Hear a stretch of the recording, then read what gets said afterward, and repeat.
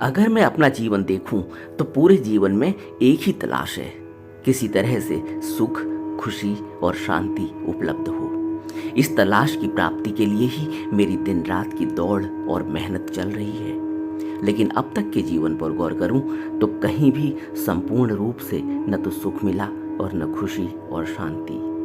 अब यह प्रश्न उठता है कि क्या मेरी दौड़ ही गलत है? सुख, खुशी और शांति जैसी कोई चीज है ही नहीं, या फिर मेरे खोजने का तरीका गलत है? एक और प्रश्न उठ खड़ा होता है कि क्या किसी ने अब तक यह घोषणा की है कि उनको सुख, शांति और खुशी अपने जीवन में प्राप्त हो चुकी है? यहाँ से हमारा विचार शुरू होता है। सबसे पहली बात तो यह है कि मनुष्य ही संपूर्ण जगत में एक सर्वश्रेष्ठ प्राणी है, जिसके अंदर सोचने, समझने और विचार करने की शक्ति है। मैं ऐसा इसलिए कह रहा हूं कि मनुष्य मात्र ने ही अपनी सोचने, समझने और विचार करने की क्षमता से इतनी खोज की है, इतना विकास किया। मनुष्य की सभ्यता को अगर हम देखें तो पता चलता है कि वनमानुष से लेकर आज तक मनुष्य ने ही इतना विकास किया और किसी भी प्राणी ने नहीं किया। कारण सिर्फ इतना ही है कि मनुष्य के अंदर सोचने, विचारने की क्षमता है। जैसा कि मैंने ऊपर कहा कि मनुष्य की पूरी दौड़ सुख, शांति और खुशी के लिए है, तो क्या मनुष्य ने इनको प्राप्त कर लिया है? इसके लिए हमें इतिहास की तरफ भी देखना होगा और अपने अब तक के जीवन के अनुभव को भी देखना होगा।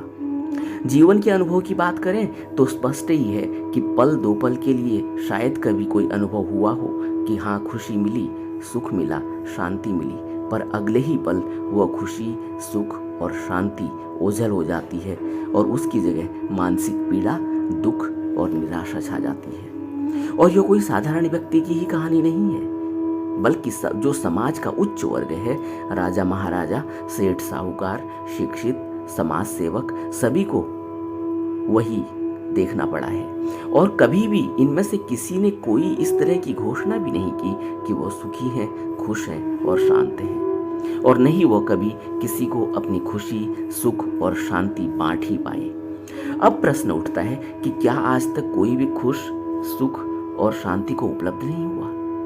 यहाँ से हमारी खोज उन ज्ञानियों तक जाती है जिन्होंने घोषणा की कि वो परम सुख को उपलब्ध हो चुके हैं और उस परम सुख और शांति तक पहुँचने के लिए रास्ता भी बताने को तैयार है। जब यह प्यास किसी भी मनुष्य के अंदर पैदा होती है तो वह बाहरी ज्ञान का सहारा खोजता है, और यह बाहरी ज्ञान उन्हीं ज्ञानियों द्वारा दिए गए उपदेश हैं जिनको उनके अनुयायियों ने अपनी स्मरण शक्ति से और श्रवण शक्ति से कलमबद्ध किया था।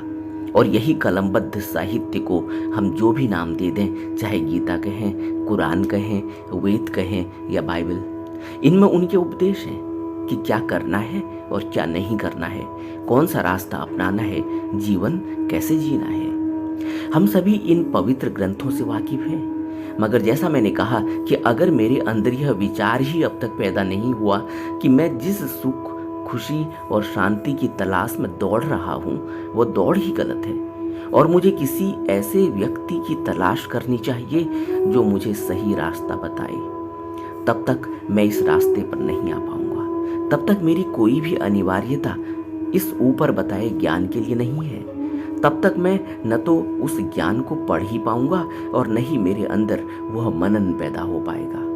यही कारण है कि दुनिया में हर व्यक्ति किसी न किसी धर्म से संबंध रखता है, लेकिन उसकी वो खोज नहीं है। उसकी सुख, शांति और खुशी की तलाश बाहर है, जो वह अपने से कर रहा है।